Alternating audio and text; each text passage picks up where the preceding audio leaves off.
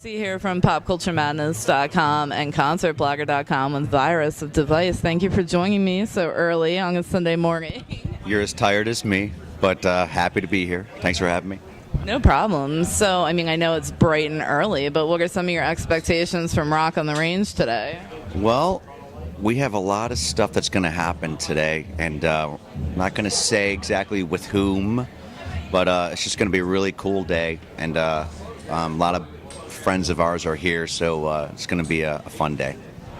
So, you guys absolutely tore it up at Carolina Rebellion a couple weeks ago. You just did the MMR barbecue in our home state of Philadelphia. Yeah. How was that? Last night was amazing. Felt like the crowd was, when you just have one of those nights where everything kind of comes together, the people and the fans, and they were great. We had a great vibe on stage. David had a great show. Will had a great show. I had a good show myself. It's one of those nights. It was, and that's the object is to keep that going, So, but last night was a really special night. It was great. So, how did you personally, become involved with the project? And, was there anything challenging about coming in, compared to some of your other bands? Well, there's been challenges, of course, because I wasn't part of the creative process. I wanted to come into the gig and bring something to the table and make sure that I can duplicate what's on the record as much as possible. So I've worked hard on that, and but just being able to play with David and Will, two people I really respect and have respected for a long time. I'm really grateful to have the opportunity because the band right now is like we're really starting to gel. The record's been out for a while now, some weeks. So the fans have really had time with it, and so it seems like every song everybody's starting to know the words, and it's really starting to accelerate. So it's just a real exciting time, real exciting. Oh, absolutely. The feedback has been absolutely phenomenal on the album, and, I think fans are gravitating towards it. How are you guys feel like you're pulling some of that Disturbed fan base over? Yeah, and, excuse me, that's what's been really gratifying, and we're so grateful for. Like, obviously the Disturbed fans are going to look at what David's doing. So, we feel that we're kind of bringing them over, and I will say this, these are wonderful people. Like, they're loyal fans, and he's so great with them. So we're kind of following his lead with this whole thing and bringing him over, and we're just, psyched that, like, they're supporting us, and that's being reflected, in the shows and the numbers that we're doing and our attendance. So we're grateful, just being grateful. You have the Gigantor coming up with Megadeth and Hell Yeah, and I think Newsted's on there, and a whole bunch of people. And, you think you guys will do some headlining runs, too? Probably not on that tour. I think it's a pretty busy tour. Like, there's probably 5 shows a week on that tour. So I don't think we're doing anything in between. But then again, it's far out. You never know, so I don't want to say for sure. So with these larger festivals like Rock on the Range and Carolina Rebellion, do you have a preference between playing these large festival environments or the smaller, more intimate club shows? I really do enjoy both for different reasons. I love when the crowd is 2 feet from me and you can slap hands and like you can feel the heat. But the festival crowds are bigger and you got a bigger stage, and sometimes you're playing at night with lights, and it's magical. And then you're playing during the day, and that's cool as well. So, I think each has its, pros to love. So I just love it all, too. So on a personal level for you, what is one of those pivotal music moments that occurred in your life that made you decide you wanted to pursue music as a career? I've answered this a lot of times. I still remember it. It was when I saw Motley Crue's Looks That Kill video on MTV. It was probably 1983. And I even told that to Tommy Lee when I met him. I'm like, dude, I'm here because of you, bro. I saw that video and I was like, I'm doing that because that's the coolest thing I've ever seen. So, here I am still trying to do that. So, what is it like from from an artist's perspective? When you met Tommy Lee, and you told him, "Hey, man, I'm here because of you." What's it like to you when younger bands will come up to you and say the same thing? I think it's special. I think that paying respect to your heroes, because everything's being recycled.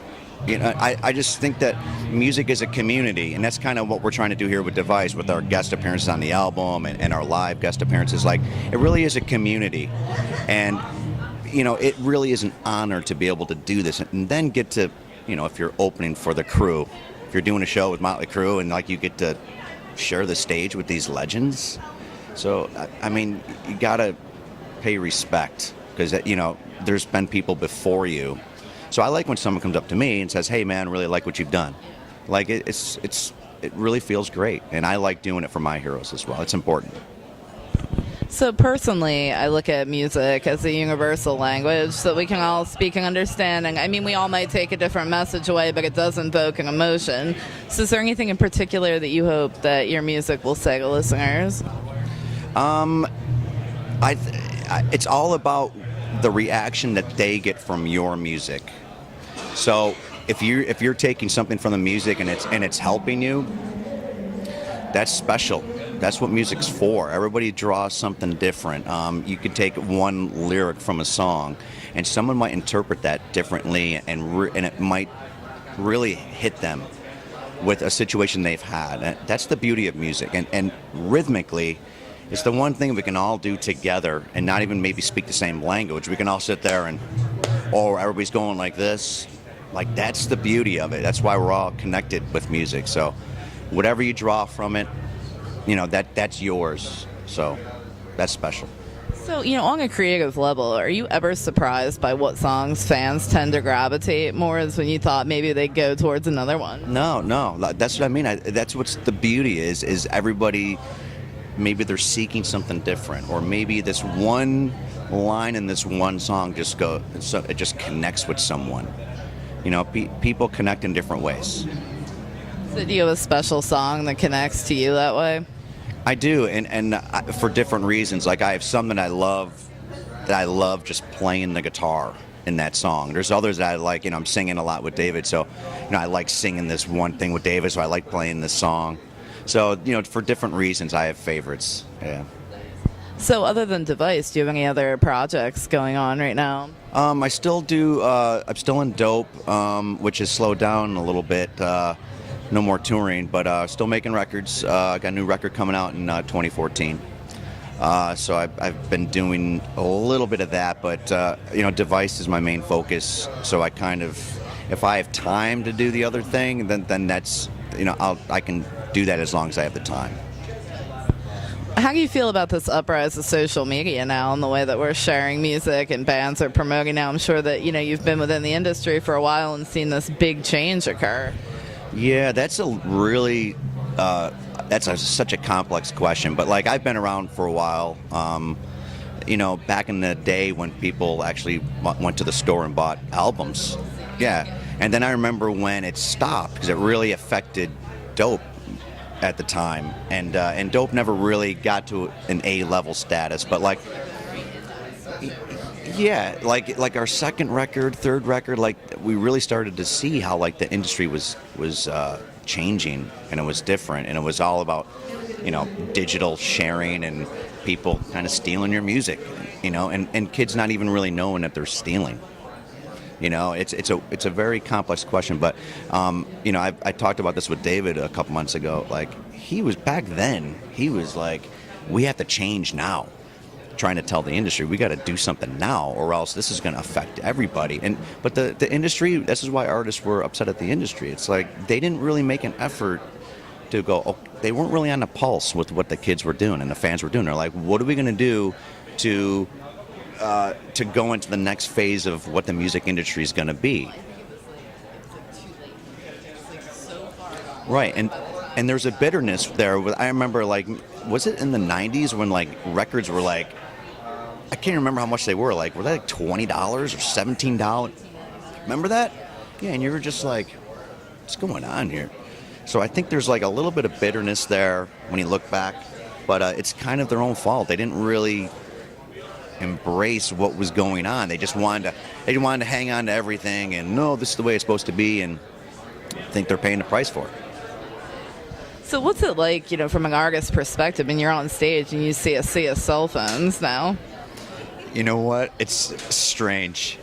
But especially like if you've been doing this for a while and you remember back in the day when it was just, cameras, there were bands that you were in or playing with wouldn't allow the cameras in. Remember that? Remember, like, they would just take your camera.